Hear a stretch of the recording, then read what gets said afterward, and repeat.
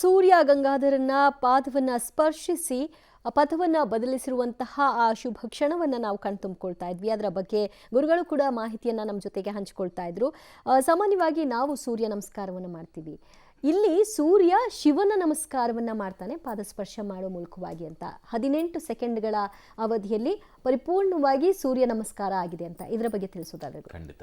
ಸಾಮಾನ್ಯವಾಗಿ ಏನಾಗುತ್ತೆ, ಸೂರ್ಯರಶ್ಮಿ ಸೂರ್ಯನ ಶಿವನ ಪಾದವನ್ನು ಸ್ಪರ್ಶ ಮಾಡಿರ್ತಕ್ಕ ಸುಮಾರು 15ರಿಂದ 18 ನಿಮಿಷಗಳ ಕಾಲ ಆಗಿದೆ.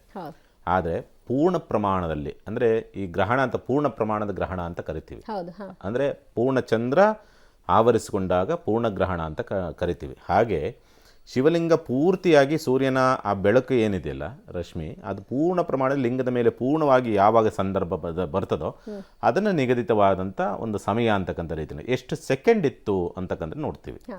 18 ಸೆಕೆಂಡು ಅಂತಕ್ಕಂಥ ರೀತಿಯಲ್ಲಿ ಇರತಕ್ಕಂಥದ್ದು. 18 ಸೆಕೆಂಡ್ ಅಂದರೆ ಸಾಮಾನ್ಯವಾಗಿ ನಾವು ಸಂಖ್ಯೆನಲ್ಲಿ 9ರ ಮೇಲೆ ಯಾವುದೂ ಇಲ್ಲ, ಅದೇ ಅಂತಿಮ. 8 1 ಕೂರಿಸಿದ್ರೆ 9 ಬಂದುಬಿಡ್ತದೆ. 9 ಅಂದರೆ 9 ಗ್ರಹಗಳು ಪೂರ್ಣ ಪ್ರಮಾಣದಲ್ಲಿ ಅಷ್ಟೇ, ಅದ್ರ ಮೇಲೆ ಯಾವುದೂ ಕೂಡ ಬರೋದಿಲ್ಲ. ಯಾವುದನ್ನೇ ತೊಗೊಂಡ್ರೂ ಕೂಡ ಅದೇ ರೀತಿಯಲ್ಲಿ ಬಂದು 9 ಬಣ್ಣಗಳಾಗ್ಬೋದು, 9 ಗ್ರಹಗಳಾಗ್ಬೋದು, ಯಾವುದೋ ಸಂಖ್ಯೆಗಳನ್ನು ತೊಗೊಂಡ್ರೂ ಕೂಡ 9ರ ಮೇಲೆ ಇಲ್ಲ. ಅಕಸ್ಮಾತ್ ಅದ್ರ ಮೇಲೆ ಬರಬೇಕು ಅಂದರೆ ಇವ್ರ ಮುಖಾಂತರನೇ ಬರಬೇಕು. ಏನು 1ರಿಂದ 9 ಇರ್ತದೆ, ಅವ್ನು ಸಹಾಯ ತೊಗೊಂಡೇ ಬರಬೇಕು ಹೊರತು ಬೇರೆ ಬರೋದಕ್ಕೆ ಸಾಧ್ಯ ಇಲ್ಲ. ಹಾಗೆ ಅಂದರೆ ಪೂರ್ಣ ಬ್ರಹ್ಮಾಂಡ ನಿಂತಿರ್ತಕ್ಕಂಥದ್ದೇ 9ರ ಆಧಾರದ ಮೇಲೆ. ಹಾಗಾಗಿ ಈ 9 ಗ್ರಹಗಳ ಆಧಾರದ ಮೇಲೆ ನಿಂತಿರ್ತಕ್ಕಂಥದ್ದಾಗಿರೋದು 18 ಸೆಕೆಂಡು ಅಂದರೆ ಪೂರ್ಣತ್ವದ ಸಂಕೇತ ಅಂತಕ್ಕಂಥ ರೀತಿಯಲ್ಲಿ. ಪೂರ್ಣತ್ವದ ಸಂಕೇತ ಅಂದರೆ ಸಾಮಾನ್ಯವಾಗಿ ಈ ಸಂದರ್ಭದಲ್ಲಿ ಯಾರು ಆ ಭಗವಂತನ ದರ್ಶನವನ್ನು ಮಾಡ್ತಾರೋ, ಅಥವಾ ಆ ಸೂರ್ಯರಶ್ಮಿಯನ್ನು ದರ್ಶನವನ್ನು ಮಾಡಿದ್ದಾರೋ, ಅಥವಾ ಸೂರ್ಯರಶ್ಮಿಯನ್ನು ನೇರವಾಗಿ ಕಣ್ಣಿಂದ ನೋಡೋದಕ್ಕಾಗಲಿಲ್ಲ ಅಂದ್ರೂ ಕೂಡ, ಅಂದರೆ ಅಲ್ಲಿ ಜಾಗ ಕಡಿಮೆ ಇರೋದ್ರಿಂದ ಆ ಸಂದರ್ಭದಲ್ಲಿ ಆ ಕ್ಷೇತ್ರದಲ್ಲಿ ಸ್ಥಳ ಮಹಿಮೆ ಅಂತ ಇರುತ್ತೆ. ಆ ಕ್ಷೇತ್ರದಲ್ಲಿ ಇದ್ದು ಭಗವಂತನ ನಾಮಸ್ಮರಣೆಯನ್ನು ಮಾಡಿಕೊಂಡು ಅಲ್ಲಿದ್ದಂಥ ಪಕ್ಷದಲ್ಲಿ ಸಾಮಾನ್ಯವಾಗಿ ಅದ್ರ ಪೂರ್ಣತ್ವ ನಿಮಗೆ ಪ್ರಾಪ್ತಿಯಾಗತ್ತೆ ಅನ್ನೋ ರೀತಿಯಾದ ಸಂಕೇತ ಇರ್ತದೆ. ಪೂರ್ಣತ್ವ ಅಂತಂದರೆ ನೀವೇನು ಬಯಸಿ ಬಂದಿರ್ತೀರೋ, ಏನು ಸಂಕಲ್ಪವನ್ನು ಮಾಡಿಕೊಂಡು ಬಂದಿರ್ತೀರೋ ಅದೆಲ್ಲವೂ ಕೂಡ ನಿಮಗೆ ಪ್ರಾಪ್ತಿಯಾಗತ್ತೆ. ನವಗ್ರಹಗಳಿಂದ ಬಂದಿರತಕ್ಕಂಥ ಎಲ್ಲ ದೋಷಗಳನ್ನು ಕೂಡ ನಿವಾರಣೆ ಮಾಡಿಕೊಡುವಂಥ ಒಂದು ಪ್ರಯತ್ನ ಅಲ್ಲಿ ನಿಂತಿರ್ತದೆ. ಅದರ ಅರ್ಥ ಅಲ್ಲಿ ನಿಂತಿರ್ತದೆ ಅಂತಕ್ಕಂಥ ರೀತಿಯಲ್ಲಿ ತೋರಿಸುತ್ತದೆ. ಅಂದರೆ ಇದು ಸ್ವಯಂಭೂ ಆಗಿರೋದ್ರಿಂದಾಗಿ ಇಷ್ಟೆಲ್ಲ ಮಹತ್ವಗಳನ್ನ ಹೊಂದಿದೆ ಅಂತನಾ, ಹೇಗೆ ಇದನ್ನು ವಿವರಿಸ್ಬೋದು? ಹೌದು, ಯಾಕೆಂದರೆ ಈ ದೇವಸ್ಥಾನದ ಒಂದು ಪರಿಕಲ್ಪನೆಯೇ ಹಾಗೆ. ಅದನ್ನು ಗರ್ಭಗುಡಿ ಅಂತ ಹೇಳ್ತೇವೆ ಅಲ್ವೇ. ಅದರ ನಂತರದಲ್ಲಿ ಪ್ರಾಕಾರ ಅಲ್ವೇ. ತದನಂತರದಲ್ಲಿ ಇಲ್ಲಿ ನೋಡಿ, ನಾಡಿದ್ದು ರಾಮ ಜನ್ಮಭೂಮಿಯ ಬಗ್ಗೆಗೂ ಎಲ್ಲ ನಿಮ್ಮ ಮಾಧ್ಯಮಗಳಲ್ಲಿ ತೋರಿಸ್ತಾ ಇದ್ದೀರಿ. ಒಂದು ದೇವಸ್ಥಾನ ಅಂತಂದರೆ ಹೇಗಿರಬೇಕು, ಅದಕ್ಕೆ ಅದರದ್ದೇ ಆದಂತಹ ದೇವಸ್ಥಾನಕ್ಕೆ ಅದರದ್ದೇ ಆದಂತಹ ಒಂದು ವಾಸ್ತುವಿನ ಪರಿಕಲ್ಪನೆಗಳು ಇರುತ್ತೆ. ಎಲ್ಲಿ ನಾವು ಪ್ರತಿಷ್ಠಾಪಿಸಲ್ಪಟ್ಟಂತಹ ದೇವರುಗಳಿಗೆ. ಆದರೆ ಇದು ಗುಹೆಯಲ್ಲಿ ಸ್ಥಿತನಾದಂತಹ ಶಿವನಾದ್ದರಿಂದ ಅಲ್ವೇ. ಆ ಶಿವನಿಗೆ ನೋಡಿ ಆಕೃತಿಯೇ ಇಲ್ಲ ಅಲ್ವೇ. ಆಕೃತಿ ಇದೆಯಾ? ಅವನಿಗೆ ಲಿಂಗಾಕಾರ ಅವನು ಅಲ್ವಾ. ಶಿವನನ್ನು ನಾವು ಚಿಂತನೆಯನ್ನು ಮಾಡ್ತಕ್ಕಂಥದ್ದು ಹೇಗೆ? ಲಿಂಗದ ಒಂದು ಆಕೃತಿಯಲ್ಲಿ ಅಲ್ವೇ.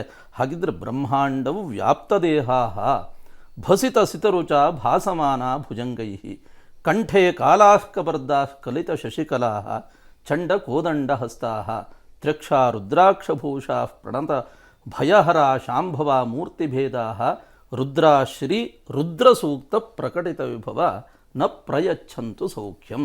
ಇದು ಆ ಶಿವನ ಒಂದು ಧ್ಯಾನ ಶ್ಲೋಕ.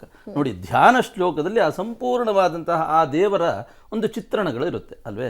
ಹಾಗಿದ್ರೆ ಅಲ್ಲಿ ಗರ್ಭಗುಡಿಯಲ್ಲಿ ಸ್ಥಿತನಾಗಿರತಕ್ಕಂತಹ ಈ ಶಿವನ ಒಂದು ವಿಶೇಷ ಅಪ್ರತಿಮವಾದಂತಹ ಒಂದು ಶಕ್ತಿ ಅಂತಂದರೆ, ಬಹಳ ವಿಶೇಷವಾದಂತಹ ಒಂದು ಶಕ್ತಿ ಶಿವನಲ್ಲಿ ನಾವು ನೋಡ್ತೇವೆ ಅಲ್ವೇ. ಯಾಕೆಂದರೆ ಶಿವನನ್ನು ಭೋಲಾಶಂಕರ ಅಂತಲೂ ನಾವು ಆಡು ಭಾಷೆಯಲ್ಲಿ ಹೇಳ್ತೇವೆ. ಬೋಳೆ ಶಂಕರ ಅಂತ ಹೇಳ್ತೇವೆ. ಆ ಬೋಳೆ ಶಂಕರ ಅಂತಂದರೆ ಏನು ಅಂತಂದರೆ, ಶಿವನನ್ನು ಯಾರು ಅತ್ಯಂತ ಪ್ರೀತಿ ಪಾತ್ರರಾಗಿ ಪೂಜಿಸ್ತಾರೋ ಅಂತಂದರೆ, ಅತ್ಯಂತ ಆತ್ಮೀಯವಾಗಿ ಆ ಒಂದು ಶಿವನೇ ಪರದೈವ ಅಂತ ಯಾರು ಆರಾಧಿಸ್ತಾರೋ ಅವನು ಏನು ಬೇಕಿದ್ರೂ ಕೊಡ್ತಾನಂತೆ. ಅದಕ್ಕೋಸ್ಕರವಾಗಿ ಆ ಒಂದು ಶಿವನ ಆರಾಧನೆಯನ್ನು ಬಹಳ ಜನ ಮಾಡ್ತಾರೆ. ಹೆಚ್ಚಾಗಿ ಆ ಒಂದು ಶಿವನನ್ನು ಯಾರು ನಂಬುತ್ತಾರೆ ನೋಡಿ, ಸಾಕ್ಷಾತ್ತಾಗಿ ರಾವಣೇಶ್ವರ ಶಿವನ ಕುರಿತು ತಪಸ್ಸನ್ನು ಮಾಡಿದ. ಏನು ಬೇಕು ಅಂತ ಪ್ರತ್ಯಕ್ಷನಾಗಿ ಕೇಳಿದಾಗ ನಿನ್ನ ಹೆಂಡತಿಯನ್ನೇ ಕೊಡುವಂತ ತಕ್ಷಣ ತಗೊಂಡೋಗುವಂತ ಪಾರ್ವತಿಯನ್ನೇ ತೆಗೆದುಕೊಟ್ಟಿದ್ದಂತೆ. ಆಮೇಲೆ ಏನಾಯಿತು ಹೇಳ್ತಕ್ಕಂಥದ್ದು ನೋಡಿ, ಕೊಡ್ತಕ್ಕಂಥದ್ದು ವಿಶೇಷ ಅಲ್ಲ, ಇಟ್ಟುಕೊಳ್ತಕ್ಕಂಥದ್ದು ಆ ಶಕ್ತಿ ಬೇಕಲ್ವ. ನಾವೊಂದು ಆನೆ ದಾನವನ್ನಾಗಿ ಕೊಟ್ಬಿಡ್ತೇವೆ, ಅದನ್ನ ಆನೆ ದಾನ ಕೊಟ್ಟರೆ ಅದನ್ನು ಸಾಕ್ಲಿಕ್ಕೆ ನಮಗೊಂದು ಯೋಗ್ಯತೆ ಬೇಡವಾ ಅಲ್ವಾ. ಹಸುವನ್ನು ದಾನ ಕೊಡ್ತಾರೆ, ಒಂದು ಬ್ರಾಹ್ಮಣನಿಗೆ ದಾನ ಕೊಡ್ತಾರೆ. ಎಷ್ಟು ಹಸು ದಾನ ಕೊಟ್ಟರೆ ಒಂದು ಮನೇಲಿ ಸಾಕ್ಬೋದು, ಅದಕ್ಕೊಂದು ಇತಿಮಿತಿಗಳಿದ್ದೀರ. ಹಾಗಾಗಿ ಇಲ್ಲಿ ಆ ಶಿವನನ್ನು ಪ್ರಾರ್ಥಿಸಿದೆವು ಅಂತಂದರೆ, ಶಿವನ ಆರಾಧನೆಯನ್ನು ಮಾಡಿದೆವು ಅಂತಂದರೆ ಖಂಡಿತವಾಗಿಯೂ ನಮಗೆ ಏನು ಬೇಕೋ ಎಲ್ಲವನ್ನೂ ಕೊಡ್ತಾನಂತೆ. ಅದಕ್ಕೋಸ್ಕರವಾಗಿ ಅಲ್ಲಿ ನಮಸ್ತೆ ರುದ್ರಮನ್ಯಮ ಉತೋತ ಐಷವೇ ನಮಃ, ನಮಸ್ತೆ ಅಸ್ತು ಧನ್ವನೆ ಬಾಹುಭ್ಯಾಂ ಉತತೆ ನಮಃ. ಸಂಪೂರ್ಣವಾಗಿ ಈ ವೇದಗಳಲ್ಲಿ 4 ವೇದ, ಅದರಲ್ಲಿ ಯಜುರ್ವೇದ ಬಹಳ ವಿಶೇಷವಾದಂತಹ. ಯಜುರ್ವೇದದಲ್ಲಿ ಈ 168 ಮಂತ್ರಗಳು, ಅದು ಅತ್ಯಂತ ಪ್ರಾಧಾನ್ಯವಾದಂತಹ ಮಂತ್ರಗಳು. ಅದನ್ನೇ ರುದ್ರಾಧ್ಯಾಯ ಅಂತ ಹೇಳ್ತೇವೆ. ಅಲ್ಲಿ ಆ ರುದ್ರಾಭಿಷೇಕವನ್ನು ಅಲ್ಲಿ ಮಾಡಿರ್ತಾರೆ. ಇದೇ ರುದ್ರಾಧ್ಯಾಯ ಅಥವಾ ರುದ್ರ ಪಾರಾಯಣದಿಂದ ರುದ್ರಾಭಿಷೇಕ ಪೂಜೆ ಅಂತ ನೀವೆಲ್ಲ ಮಾಡಿಸ್ತೀರಿ. ಅದರ ವಿಶೇಷತೆಗಳು ಏನಪ್ಪ ಅಂತಂದರೆ ನೋಡಿ, ನಮಸ್ತೆ ರುದ್ರಮನ್ಯವ ಉತೋತ ಇಷವೇ ನಮಃ. ನಿನ್ನ ಸಿಟ್ಟಿಗೆ ದೊಡ್ಡ ನಮಸ್ಕಾರ ಅಂತ ಹೇಳ್ತೇವೆ ಅಲ್ಲಿ. ಏನು ಅಂತಂದರೆ ಮನುಷ್ಯನಿಗೆ ಸಿಟ್ಟೊಂದು ಬಂದಿಲ್ಲ ಅಂತಂದರೆ, ಎಲ್ಲವನ್ನು ಕೂಲಾಗಿ ಸ್ವೀಕರಿಸ್ತಕ್ಕಂಥ ಒಂದು ಬುದ್ಧಿ ನಮಗೆ ಬಂದುಬಿಡ್ತು ಅಂತಂದರೆ ಮನುಷ್ಯನಿಗೆ ಇನ್ನೇನು ಕೂಡ ಬೇಡ ಅಲ್ವಾ. ಎಲ್ಲವೂ ಕೂಡ ನಮಗೆ ನಮ್ಮಲ್ಲಿ ಆ ಶಕ್ತಿಯನ್ನು ದೇವರು ಕೊಟ್ಟಿದ್ದಾನೆ. ಹಾಗಾಗಿ ದೊಡ್ಡ ನಮಸ್ಕಾರ ಯಾವುದಕ್ಕೆ?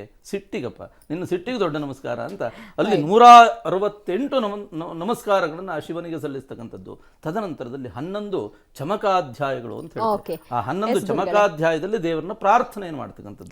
ಅಂತಹ ವಿಶೇಷವಂತಹ ಶಕ್ತಿ ಸ್ವರೂಪ. ಓಕೆ, ನಾವು ಇಷ್ಟೊತ್ತು ಏನು ಗವಿಗಂಗಾಧರೇಶ್ವರನ ದೇವಸ್ಥಾನದಲ್ಲಿ ಆದಂತಹ ಈ ಚಮತ್ಕಾರದ ಬಗ್ಗೆ ಮಾತನಾಡ್ತಾ ಇದ್ವಿ. ಈಗ ಅಯ್ಯಪ್ಪನ ಸನ್ನಿಧಾನದಲ್ಲಿ ಆಗಿರುವಂತಹ ಒಂದು ವಿಸ್ಮಯದ ಕ್ಷಣವನ್ನ ಮಾತನಾಡಬೇಕು, ಅದನ್ನ ಕಣ್ತುಂಬಿಕೊಳ್ಬೇಕು.